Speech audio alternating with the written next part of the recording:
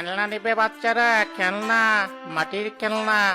হাড়ি আছে, থালা বাসন আছে, আরো আছে ব্যাংক, কলস আছে, ফুলদানি আছে, আছে ছোট ছোট হরেক রকমের জিনিস। নেবে বাচ্চারা? মা, আমাকে একটা ব্যাংক এনে দাও। আমার অনেক দিনের ইচ্ছা একটা ব্যাংক কেনার। আমার কাছে যে টাকা নেই, তোকে কেমন করে কিনে দেব? তোর বাবাও তো সকালে মাঠে চলে গেছে। তাছাড়া তুই মাটির ব্যাংক নিয়ে কি করবি? কেন? টাকা জমাবো, এরপর যখন ব্যাংকটা ভরে যাবে তখন সেই টাকা দিয়ে অনেক রকম জিনিস কিনবো। পাগল ছেলে, আমরা গরিব মানুষ, দুই বেলা ঠিক মতো খেতে পারি না। তুই ব্যাংকে রাখার টাকা কোথায় পাবি? আমি কিছুই জানি না, তুমি আমাকে ব্যাংকে এনে দিবে। আমার হাতে সময় নেই মা, আমাকে যেতে হবে। তোমরা কি সত্যি ব্যাংক নিবে? চাচা, আমার কাছে মাত্র 5 টাকা আছে, ব্যাংকটা কিনবো কিভাবে? ঠিক আছে, আমাকে 5 টাকায় দাও। দাদু ভাই, এই নাও, এবার তুমি খুশি তো? ধন্যবাদ দাদু, এই নিন টাকা। আপনি অনেক ভালো, আপনার কথা আমার সবসময় মনে থাকবে। তুমি খুব দুষ্ট, বেঁচে থাকো। আজ আমি আসি। লোকটার কত লস হয়ে গেল। এমন আর কখনো করবি না।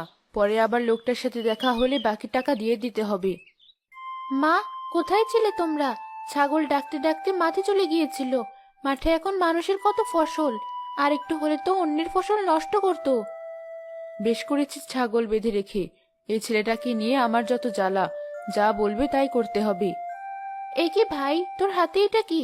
মনে হচ্ছে মাটির ব্যাংক। হ্যাঁ আপু, মাত্র 5 টাকা দিয়ে কিনেছি। আজ থেকে এই ব্যাংকে টাকা জমাবো আমরা। তুই ঠিক বলেছিস, কিন্তু টাকা পাবো কোথায়? আমাদের তো টাকা নেই ভাই। তোরা পরে গল্প কর। গরুর দুধটা গোয়ালাকে দিয়ে আমাকে দুটো লাকড়ি এনে দে। বাড়িতে লাকড়ি শেষ হয়ে গিয়েছে, রান্না করবো কিভাবে? ঠিক আছে, তুমি দুধের হাঁড়িটা আমার কাছে দাও। ভাই, তুই মাটির ব্যাংকটা রেখে আমার সাথে চল। ঠিক আছে আপু।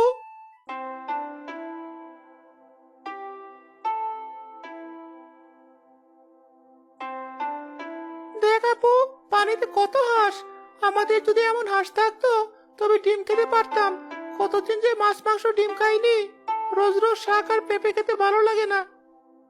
তুই তো জানিস ভাই, বাবা কত কষ্ট করে সংসারটা চালাচ্ছে।